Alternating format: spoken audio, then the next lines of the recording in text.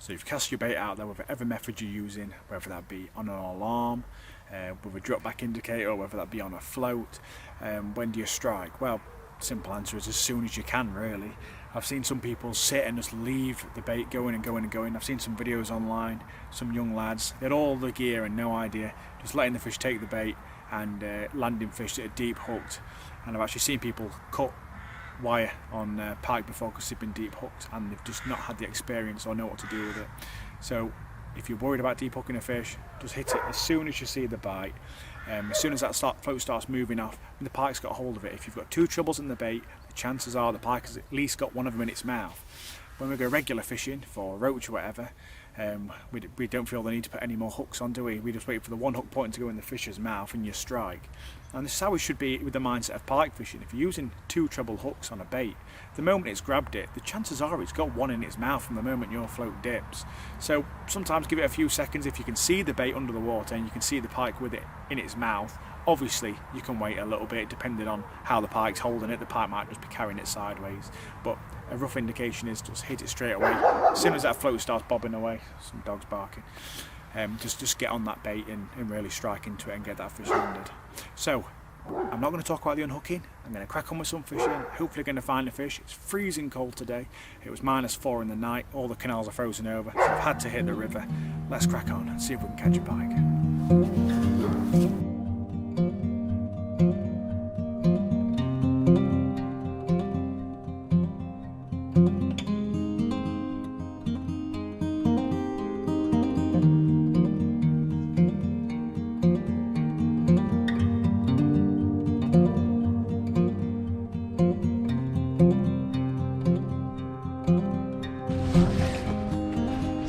Keeping the ledger rod, not going to waste any time. I think it picked up a few seconds ago, so it should definitely have it now.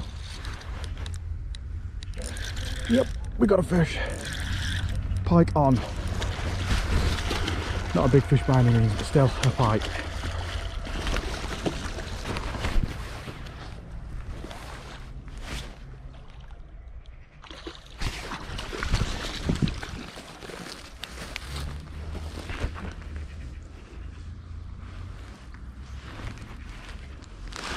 We got him in the net. Move this net out of the way. There we go. As I mentioned earlier on, we've got nice soft grass in front of me. I've already got a trailing treble there, so we're going to be a little bit careful. That's what you get for early striking. So what we'll do is, I'll go down now and we'll take a look and I'll show you how to correctly hold and unhook this fish. So it's only a small pike. You'll actually find that smaller pike are generally harder to unhook, believe it or not, than big pike. So obviously you've got a lot more space to work with in a big pike's mouth than you have a small jack pike. So what you want to do is lay the fish down between your legs. I'm just going to hold the pike nice, however you want to hold it as you're getting it between your legs, because this is the most comfortable way to hold the pike. Now you'll find that the pike is static, it can't really move a great deal. It could be on its side, it could be on its back, as long as you get your fingers underneath that gill plate. Now, how we put our fingers under there is, as you can see, the back of the pike's mouth there, there's red gill rakers, and then there's the hard gill plate, which covers the gill rakers, that protects them from any kind of damage. So we want to avoid touching the red soft gill rakers at all costs, as much as we can, and we grip the underside of that hard plate, that hard gill plate, and then we grab that, we pinch it and we pull it back, and the pike will present its mouth open nice and clearly for us to get the bait out. I've got the pliers right in front of me. I've just got some pistol grip pliers. We'll go in there, open the pike's mouth, we can see them there nice and clearly. There we go. We pop the hook out. There was semi-barbed hooks, so it was just barbless points in the pike's mouth, nicely easily unhooked. And now what we do, before you get any pictures or anything like that, we rest the fish. The fish needs to be rested whenever we get the chance. You don't want a pike going belly up. So there you go, there's a very quick look at the pike. I'll get him in the net now, back in the water, and then we'll take a better look at him. And there we are, the pike we just caught. Not a huge fish by anyone's standards really in the piking game, but put a bend in the rod, and he took part in this tutorial for you guys, and it's a lovely looking fish. future of the species. Got to look after every fish you catch, no matter how small they are. Awesome, let's get him back. He's been released, like I say, release them whatever chance you get. As soon as you catch them, leave them in the net for a little bit, take them out, unhook them, put them back in the water to rest again, and then get them out for the picture.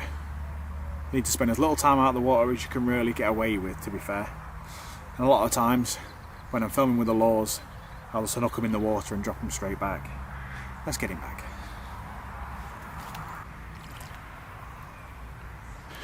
Now when it comes to tools, I'm going to say this is sort of the bare essentials that you should have. Some people take a full toolkit when they go fishing, but I fit everything into me bag, including my baits and tools, so I don't like to overload myself. So I'd say this is the bare essentials you should take, and that is a long pair of pliers. These are pistol grip pliers. You can use any kind of pliers as long as they're long enough to reach down to the back of the pike's throat in case you need to get down there to get the hooks out if you've deep hooked a fish, or if somebody else has left a trace in a pike's mouth. And then some tin snips. Just got these off eBay. I think they're fairly cheap, probably about between 15 and 20 quid you can pick them up for. And this is for if you get a tricky hooked fish. People get misguided as to what these are used for. People seem to think that these are for cutting the wire low down on a pike. Let's say you've deep hooked a pike and one hook is down in the stomach lining. People will often use these to cut the wire just before the hook. That's not what these are for.